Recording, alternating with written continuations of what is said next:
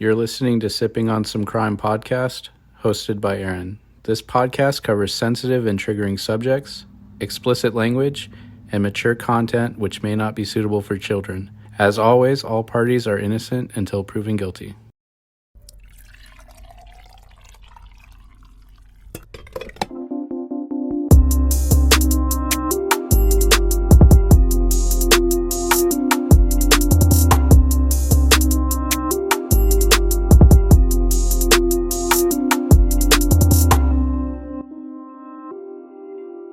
Today, I'll be covering the case of Randa Jawhari.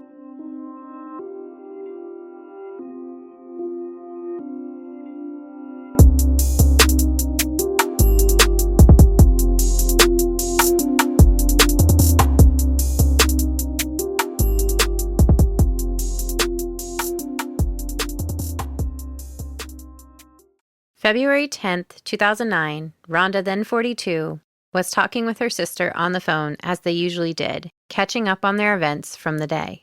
At 11:30 p.m., Randa would tell her sister she was heading to bed. Randa hung up the phone, and that would be the last time anyone heard or saw from Randa ever again. What happened between the hours of 11:30 p.m., February 10th, and 8 a.m., the morning of the 11th? How did Randa just vanish in 8.5 hours? Let's dive in. Randa David Jawhari was born June 2nd, 1966, in Lebanon to parents David and Anise. Randa was one in the set of fraternal twins. They were the third siblings born to a large family. In total, there were 7 girls and 1 boy. When Randa was little, her family left Lebanon, moving to the United States. They lived in Florida, Hawaii, and Ohio before eventually settling in Michigan. There isn't much information about Randa as a child, but her sister Nadia says that Randa was a beautiful jewel in the midst of her family. She was loving, kind, and had a very giving heart. Nadia also said that Randa was very religious and had a strong faith. Randa had a daughter, Madeline, that the family affectionately calls Maddie, that was 5 at the time of her disappearance. Maddie didn't live with her mother. It seems that there were some health and mental conditions that Randa was dealing with, and her mother would step in being the main caregiver for her daughter, Maddie. Randa was diagnosed with bipolar and depression, along with other medical conditions. This required her to take medication, including an injection, every 15 days for her bipolar treatment, which, before she disappeared, she had recently stopped taking and was looking into alternative treatments. However, family said Randa saw Maddie every day and doted on her. Maddie was her whole life. She was a loving mother who was very involved in her child's daily care. Randa also spoke daily to many of her family members.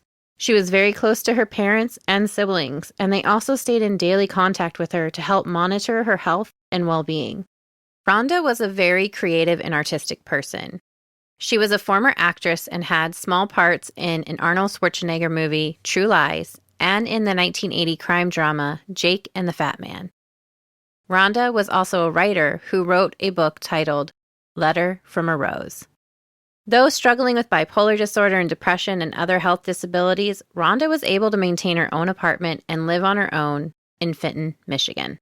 The day before she disappeared, February 9th, 2009, in the morning, Randa was spotted wandering around McDonald's on Owen Road, asking passerbys for money. By 10 a.m., police officers had arrived at the McDonald's, and after speaking with Randa, they offered her a ride home, which Randa did accept. The following night, February 10th at 11:30 p.m., Randa would be speaking to her sister Fadia on her landline phone.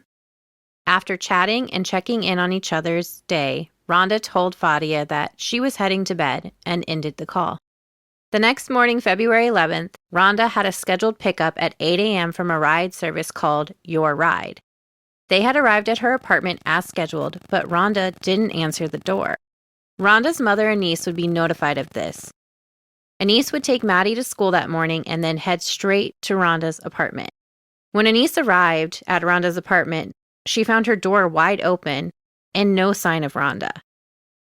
As Anise began looking around the apartment, she notices that Randa's clothes that she had helped her pick out the night before were laying on her bed, and it looked as if her bed hadn't been slept in.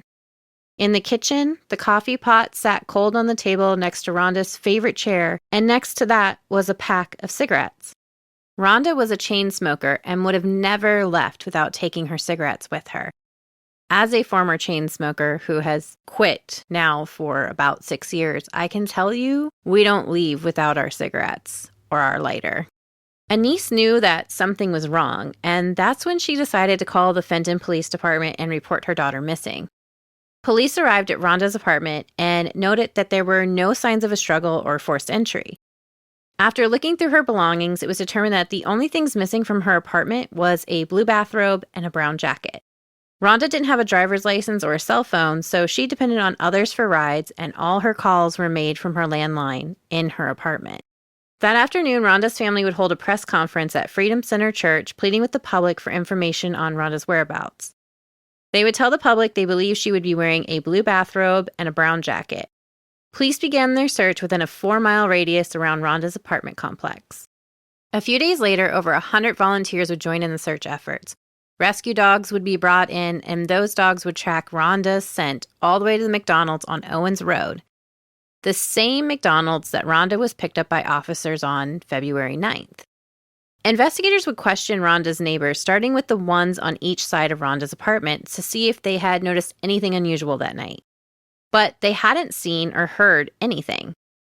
They also questioned a neighbor who had gone fishing at Crane Lake that night of Ronda's disappearance.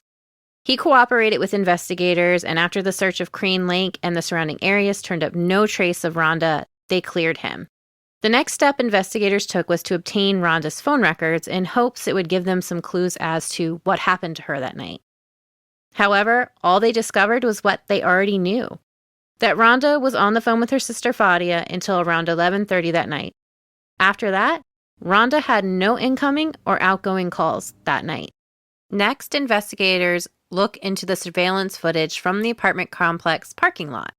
The camera was motion activated, and at 5 a.m. in the morning of Ronda's disappearance, they captured a car pulling into the parking lot and leaving about a minute later. It would be too dark outside, still early in the wee hours of the morning, to make out the make and model of the car or the license plate. Investigators still don't know if that car had anything to do with Ronda's disappearance. At first, Ronda's family questioned how could Ronda walk through the parking lot without being captured by the motion-activated camera.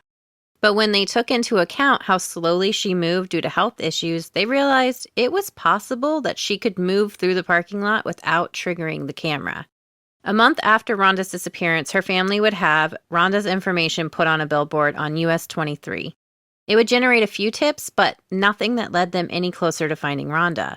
In April 2009, investigators would get a tip from a receptionist at a dental office that a man who had brought Ronda in for many of her dentist appointments in Flint between October and November of 2008 would become agitated while waiting for Ronda. He would constantly ask the receptionist how much longer Ronda's appointments were going to take, and he was very impatient. So he was pretty memorable to this receptionist. The man was between 30 and 35 years old, clean-cut appearance, and wore a black leather jacket. Police did release a sketch with a public appeal seeking his identity, but unfortunately, no one came forward saying they recognized him. 3 years later, Fenton Crime Stoppers would become involved in Ronda's case. They would hold a press conference at Fenton Police Department asking the public once again for any information about Ronda's whereabouts and any information on this unknown man who had accompanied her to her dentist appointments. As to where the case is today, there have been no developments on Ronda's case. Ronda's father would pass away in 2015 without ever knowing what happened to his daughter. Her family says that she would never disappear without contacting her family, and she would never abandon her daughter, Maddie. Unfortunately, there's been very, very little coverage on this case, and there continues to be very little coverage. If you look up her name on YouTube, you can find videos that her sister made over 9 years ago now, with a photo slideshow of Ronda and her family. I will post a lot of those photos to my website, as well as include the links to the YouTube videos in my show notes and on my website as well. Ronda's sister Nadia would reach out and write about her sister on the Project Jason's Voice for the Missing website, a nonprofit started by Kelly Jawhari, the mother of a missing son, who started this nonprofit for families to generate awareness for their missing loved ones.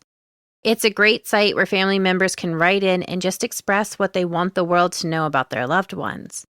What it's been like searching for them, what life's been like since they vanished, and so much more. Nadia wrote a long open letter about her sister, and I will put the link in the show notes and on my website if you would like to read all of it. But I wanted to read to you the last few paragraphs because I think it's important as listeners, creators, and advocates that we remember why we do this and that there are real people behind these cases and stories.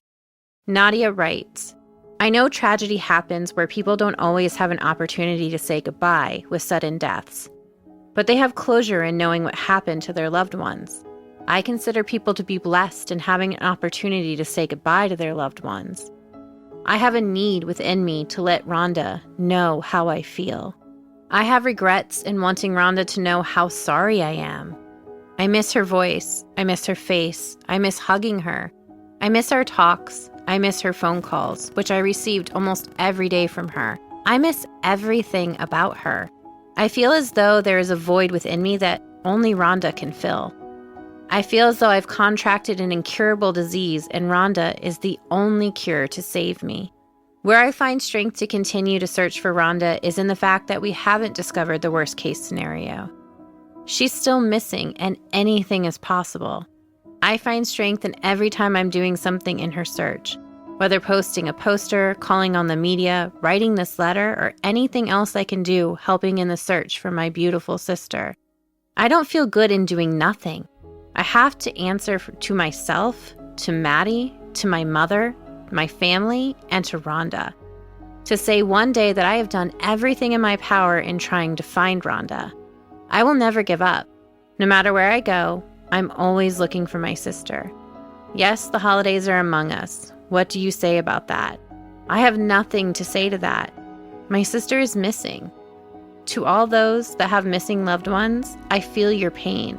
May we all find the answers to the question of what happened to those we've loved our whole life. May God give us strength in knowing the truth. Sincerely, Nadia, Jawhari. At the time of Randa's disappearance, she had no cell phone and no money. She was 42, 5'1", and 100 pounds. Randa is a female of Lebanese descent with brown hair and brown eyes, and it is believed that she was wearing a light-colored blue robe. She tends to walk at a very slow pace and is a heavy smoker. She has pierced ears and wears a dental bridge.